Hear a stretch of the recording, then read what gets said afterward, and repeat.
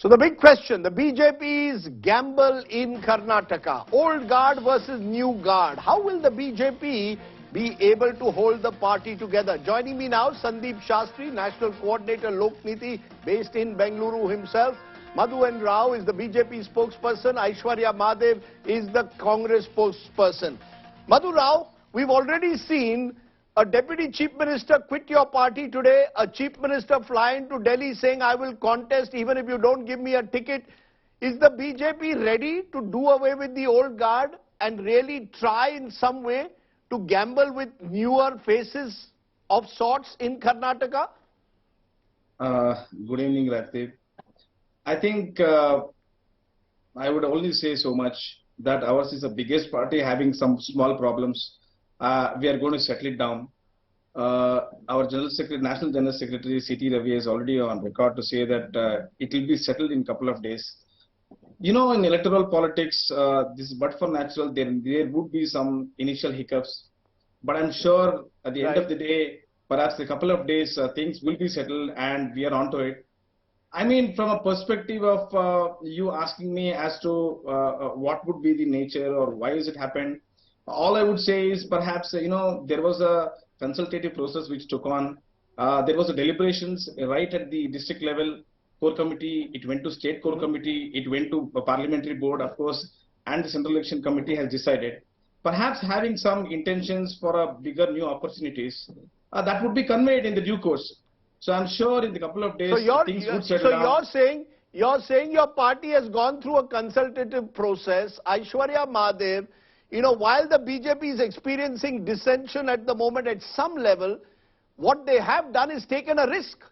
They've broken the status quo. They put up ministers, sitting ministers against your two big leaders, Shivakumar and Siddaramaiah. They brought in 62 people who are under the age of 50, 52 new faces. They also have about 96 who are still MLAs. But the fact is, they are willing to experiment with some kind of a generational change. Do you agree that the BJP is far more risk-taking than the Congress is?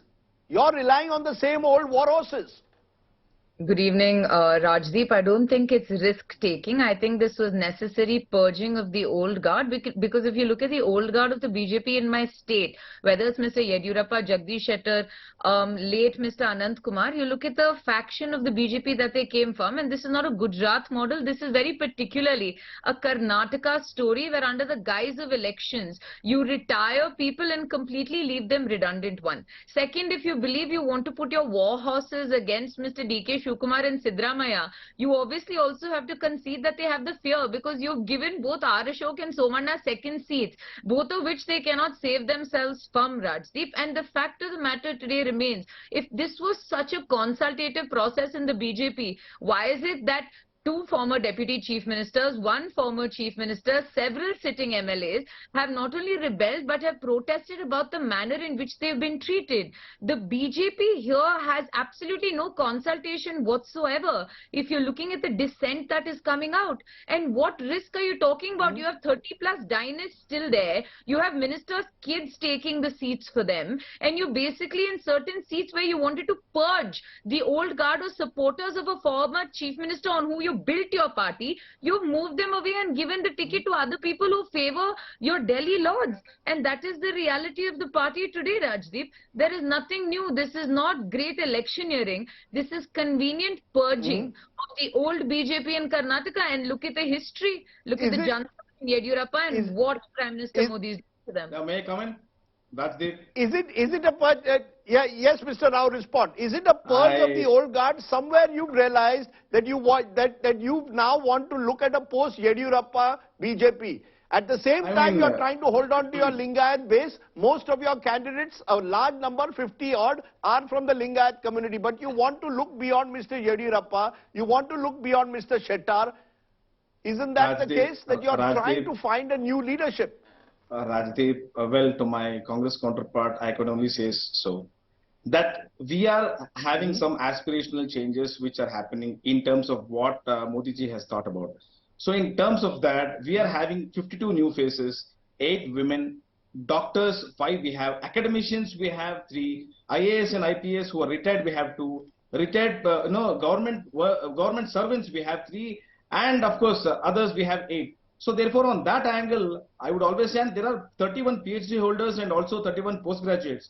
So I am just trying to say that we are, of course, it's a generational shift. I mean, there has to be some generational shift. Can we be, I mean, I just want to ask a question to the Congress party. I mean, there are people who are 90 years old and wanting to hand, do not want to hand over the baton. I mean, see, there has to be some sort of perhaps correctional measures. Okay, At the same time, we have issues. We will be settling it out. There's absolutely no doubt about it. Can we talk about there is a infraction between the Congress party itself? Can I just bring in Mr. Professor Shastri at the moment? Professor Shastri, how do you compare the two lists, Congress versus the BJP? Has the BJP taken the greater risks in a way to try and fight local anti-incumbency? Or do you believe that the BJP simply had no choice but to get rid of certain the old guard in a way? Both the BJP and the Congress lists are clear proof of the politics of accommodation, the balancing act that both the parties have tried. The BJP faced a bigger challenge because A, being a ruling party both at the center and the state, there were greater expectations from it, there were greater pressures on it, there is greater factionalism which needed to be accommodated. So in a sense, giving 52 people or 54 people, the count is varying, new ticket, people who have been given a ticket for the first time, I think is a very interesting and bold measure, which is around 1/3 of its candidates are new people. But then, along with this but new most of their sitting MLAs are still there. You have held on. Most of their sitting MLAs are still there, Professor Shastri. Most of the sitting MLAs are still there. I was about to say that.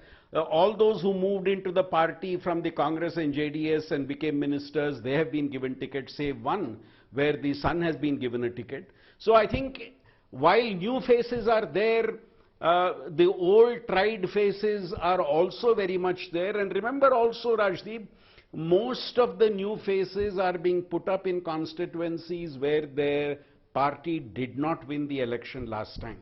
So you are experimenting with new faces in seats which you did not win earlier. I said this in your earlier program also, Rajdeep.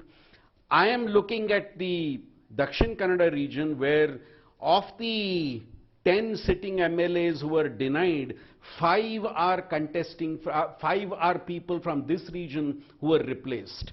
And Dakshin Kannada is critical because the party has done well there earlier, and this time the fact that you had MLAs who had been there for several terms, there was unhappiness within the cadres about how the party had treated the cadres, the social dynamics. So for me, those seats are interesting where these changes have been made. Yes, there is an attempt to bring change, and I must also concede the Congress has done a similar attempt to bring change.